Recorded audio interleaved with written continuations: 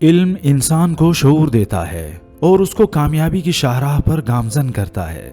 ज़माने की तरक्की के साथ इल्म भी अपग्रेड हो चुका है। इसका मतलब यह है कि आज के तालीम याफ्ता नौजवान के पास तरक्की के बेशुमार मौके हैं, लेकिन क्या वजह है कि डिग्री होने के बावजूद भी आज का नौजवान बेरोजगार, एहसास कमतरी का शिकार और बुनियादी काबिलियत से नावाकिफ है। हमने इस मसले का बुनियादी हल ढूंढने की कोशिश की है। आइए जानते हैं कि इंडस्ट्री से ताल्लुक़ रखने वाले माहिरीन इस बारे में क्या कहते हैं। यूनिवर्सिटी की डिग्री ने आपको कितना सिखाया? अमली मैदान में काम करते हुए अगर आप मवाजना करें कि थ्योरी या प्रैक्टिकल, किस चीज़ ने आपको ज़्यादा फ़ायदा दिया, तो आपका जवाब क्या होगा? थ्योरी जो होती है वो दुनिया की बेस्ट प्रैक्टिसेस की बेस के ऊपर ही डेवलप होती है, तो दोनों ने ही कंट्रीब्यूट किया। थ्योरी है ना, थ्योरी आपको मेंटली प्रिपेयर कर देती है, लेकिन जब आपने डाइव इन करना है प्रैक्टिकल लाइफ में, करियर में, वहाँ आप जो प्रैक्टिकल आपकी people management skills, life skills जो आप देख के आए देखें, वो काउंट करती है। प्रैक्टिकल में ज़्यादा फ़ायदा दिया, क्योंकि हमारी यूनिवर्सिटीज़ में थ्योरी पढ़ाई जाती है, जो खासतौर पर बिजनेस एजुकेशन में जो केस स्टडीज़ होती हैं वो नहीं पढ़ाई जाती। देखें, यूनिवर्सिटी आपको ऑब्वियसली फंक्शनल नॉलेज तो देती है। सो यूनिवर्सिटी में जो आप टाइम गुजारते हैं कैंपस के अंदर, उसके अंदर आप बहुत सारी एक्स्ट्रा करिकुलर, को करिकुलर एक्टिविटीज़ और उसका ब्लेंड आपकी पर्सनैलिटी को डेवलप कर रहा होता है। इसमें कोई शक नहीं है कि पर्सनल ग्रूमिंग के अंदर, कम्युनिकेशन स्किल्स के अंदर, राइटिंग स्किल्स के अंदर बहुत कुछ सिखाया, लेकिन अनफॉर्चुनेटली जो थ्योरी हमें पढ़ाई जाती है वो शायद हमारी केस स्टडीज़ के मुताबिक नहीं होती। इसलिए प्रैक्टिकल जो जाके फील्ड में, इंडस्ट्री में सीखा, उसने बहुत ज़्यादा फ़ायदा दिया। यूनिवर्सिटी से हमने जो कुछ सीखा नॉलेज बेस पर, it always answered the why part of it. लोगों के, आप कह सकते एक्सपीरियंसेस से सीखा, केस स्टडीज़ पढ़े, सारा कुछ। यूनिवर्सिटी एजुकेशन आपकी जो बेसिस है, जो थ्योरेटिकल पार्ट है वो कवर करता है, और जो आपकी प्रैक्टिकल साइड है वो आपका बिहेवियर, आपने प्रॉब्लम सॉल्विंग कैसे करना है, इशू को एड्रेस कैसे करना है। तो ये दोनों की इंपॉर्टेंस अपनी जगह पे है। एजुकेशन के साथ आपका एक प्रैक्टिकल पार्ट हो जो आपको बताए कि आपने ऑफिस अफेयर्स को कैसे डील करना है, सीनियर से बिहेव कैसे करना है, वर्क को क्लोज कैसे करना है, जो ऑफिस की पॉजिटिव पॉलिटिक्स वाली साइड है उसको मैनेज कैसे करना। हायरिंग के दौरान आप कौन सी स्किल्स देखते हैं? हायरिंग के अंदर आप एक चीज़ को नहीं देख रहे होते, आप पूरे पैकेज को आप देख रहे होते हो, और उसके अंदर कॉन्फिडेंस के अंदर भी बड़ी फाइन लाइन है कि आप उसके अंदर बहुत एरोगेंट तो नहीं उसके अंदर हो रहे हैं। फिर उसमें जज्बा देखा जाता है इंसान के अंदर, और फिर सीखना कितना चाह रहा है, वो ज़िंदगी में क्या करना चाह रहा है। हम तो बहुत ब्रॉड रेंज पे, mid tier, top tier, entry tier, सब रेंजेस पे हायरिंग कर रहे होते हैं। तो जब हम फ्रंट टीयर पे हायरिंग कर रहे होते हैं तो वहाँ पे तो हम देखते हैं कि एक बंदे का एटीट्यूड कितना स्ट्रॉन्ग है, एडेप्टेबिलिटी कितनी है। अगर उसके अंदर विलिंगनेस है लर्न करने की, ग्रो करने की, तो definitely that passion is required. Mid tier पे हम ज़्यादा फिर चीज़ों में डीपर जाते हैं कि उसकी लीडरशिप कैसे टेस्ट हुई है over a period of time. उसका जेडी सिर्फ मेंशन कर देना जॉब रिज्यूमे के अंदर काफ़ी नहीं है। उसका लेवल ऑफ अचीवमेंट क्या है, उसने क्या चीज़ें एज अ वैल्यू ऐड की हैं ऑर्गेनाइजेशन के अंदर। जब उससे ऊपर आप जाते हैं तो फिर integrity and leadership comes into play. कि आप लीडर्स ऑफ सेल्फ के रोल से निकल के जब लीडर्स ऑफ अदर के रोल में जाते हैं तो कैसे ग्रेजुएट किए, और फिर उस रोल से निकल के जब लीडर्स ऑफ लीडर्स के अंदर कैपेसिटी में जाते हैं तो फिर क्या मैनेज कर सकते हैं और लीडर्स को। उसके अंदर आपकी इमोशनल इंटेलिजेंस कैसे प्ले करती है।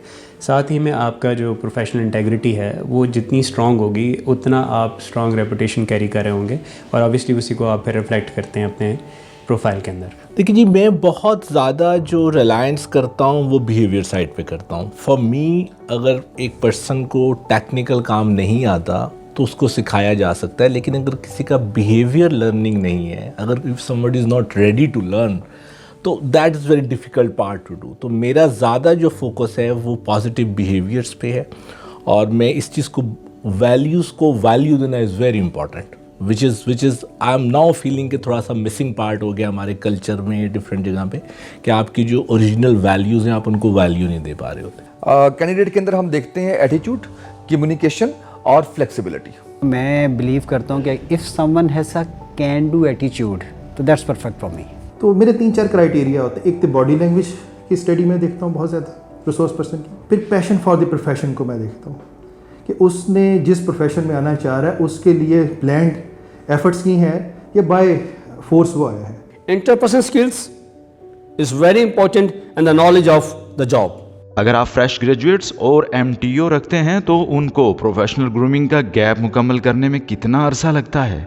6 माह से 1 साल। अच्छा, ये पर्सन टू पर्सन वेरी करती हैं चीज़ें, बड़ी जल्दी लोग पिक भी कर लेते हैं, बच्चे आज के जनरेशन जो उनसी बड़ी क्विक है, फास्ट है, लेकिन इसके बावजूद एक जनरल जो हमारा टाइम पीरियड है उसमें 3 to 6 मंथ्स का टाइम लगता है, स्टार्टिंग फ्रॉम इंटर्नशिप प्रोसेस से लेके उसको प्रैक्टिकल टर्म्स के अंदर प्रोसेस फ्लो की अंडरस्टैंडिंग, और उसके बाद फिर वो जब अपनी जॉब के ऊपर डिस्क्रिप्शंस को लेके चलता है साथ, तो 3 to 6 मंथ्स का टाइम रिक्वायर्ड है उसको। It depends upon the resource, उसका वर्क एप्टीट्यूड पॉजिटिव है, लर्निंग कैपेसिटी एडवांस लेवल है, मीडियम लेवल है, इनिशियल लेवल है, राइट।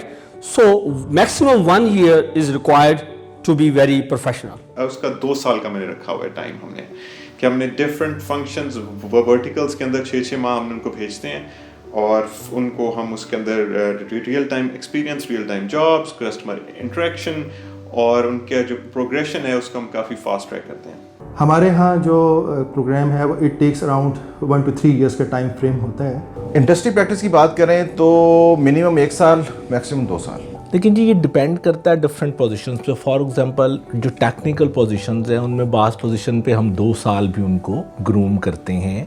मैनेजमेंट वाले अफेयर्स में, HR वाली साइड पे हम 6 माह के लिए भी लोगों को ट्रेन करते हैं, कल्चर बताते हैं, सिखाते हैं। क्या आपको लगता है कि इंडस्ट्री और एकेडेमिया का आपस में खला है? अगर है तो इसको कैसे पुर किया जा सकता है?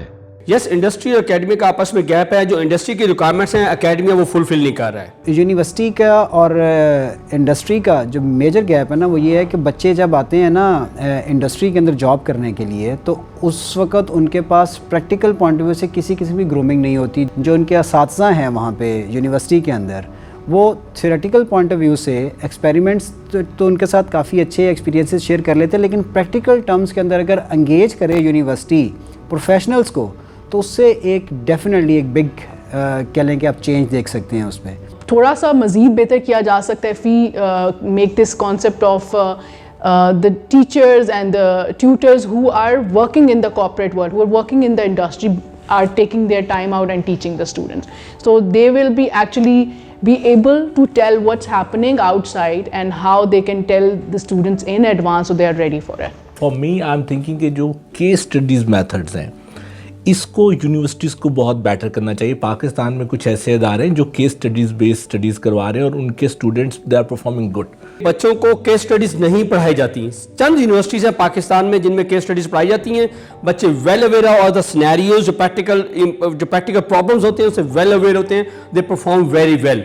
सो इस एकेडमिया और इंडस्ट्री के गैप को फुलफिल करने, गैप को टर्न इनटू वाइड करने के लिए, फुलफिल करने के लिए इंडस्ट्री और एकेडमिया को they have to sit together and finalise the content of the courses. Gap तो बहुत है और हमारी जो इंडस्ट्री के लिए हम जो खेप तैयार कर रहे हैं कॉलेज से, यूनिवर्सिटी से, टेक्निकल इंस्टीट्यूट से, वो बिल्कुल ही उस तरह तैयार नहीं होती जहाँ पे हमारी रिक्वायरमेंट्स हैं। इंडस्ट्री इवॉल्व कर रही है। इंडस्ट्री चूँकि उन्हें प्रॉफिटेबिलिटी चाहिए, वो रोज़ बरोज़ अपने आप को एप्ट करते हुए ऐसा प्रोसेस लेके आ रहे हैं जहाँ पे उनकी हेड काउंट की रिक्वायरमेंट कम हो, उनकी वेस्टेजेस कम हो, उनके प्रोसेस जो हैं वो एफिशिएंट हों और वो प्रॉफिटेबिलिटी को इंक्रीज़ कर सकें।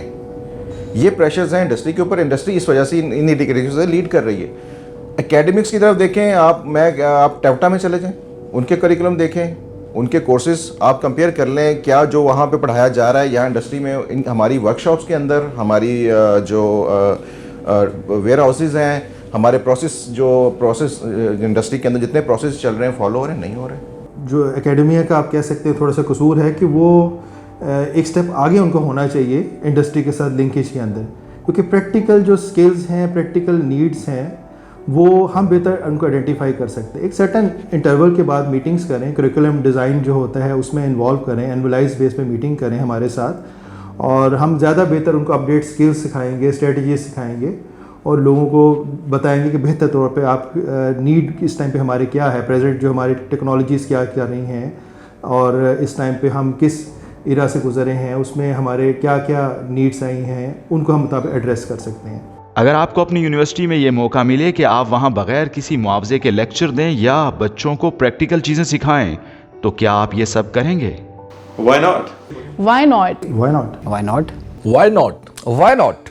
Why not ji? Why not? Definitely. I will go for it. तो मालूम हुआ कि आज का दौर हुनर, सलाहियत और काबिलियत का दौर है। इंडस्ट्री में उसी नौजवान को हाथों हाथ लिया जाएगा जिसके पास अपनी डिग्री के मुताबिक जदीद हुनर और स्किल्स होंगे। लिहाजा सिर्फ पढ़ने और डिग्री हासिल करने को ही सब कुछ ना समझिए, बल्कि खुद को जमाने के तकाजों के मुताबिक अपग्रेड भी कीजिए। यही अमली जिंदगी में कामयाबी का राज है।